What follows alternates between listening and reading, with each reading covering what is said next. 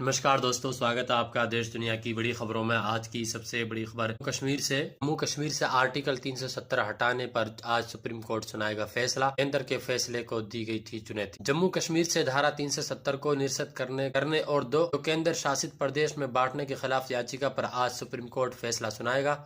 Supreme court के chief justice DY Chandrachud, न्यायमूर्ति संजय किशन कौशल, न्यायमूर्ति संजीव खन्ना, BR गवई और न्यायमूर्ति सूर्यकांत की 5 न्यायाधीशों की संविधान पीठ आज ये फैसला सुनाएगी। सुप्रीम कोर्ट ने 16 दिनों की बहस के बाद 15 सितंबर को फैसला सुरक्षित कर लिया था। दरअसल अनुच्छेद 370 को निरस्त करने और जम्मू कश्मीर पुनर्गठन अधिनियम 2019 को चुनौती देने वाली कई याचिकाएं 2019 में संविधान पीठ को भेजी गई थी। इन याचिकाकर्ताओं ने तर्क दिया था कि अनुच्छेद 370 को शुरू स्थायी नहीं माना गया था, लेकिन वो जम्मू कश्मीर की संविधान। उन्होंने ये भी तर्क दिया था कि संसद के पास अनुच्छेद 370 को निश्चित करने के लिए खुद को जम्मू कश्मीर की विधायिका घोषित करने का अधिकार नहीं है।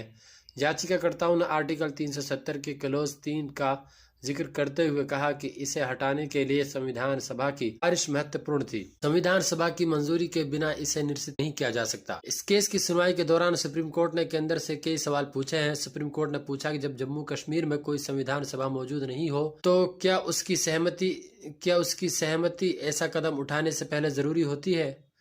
अनुच्छेद 370 को हटाने की सिफारिश कौन कर सकता है? इस पर केंद्र सरकार ने कोर्ट में कहा कि अनुच्छेद 370 को निश्चित करने संवैधानिक फ्रॉड नहीं था, इसे कानूनी ढांचे के अनुरूप में हटाया गया था।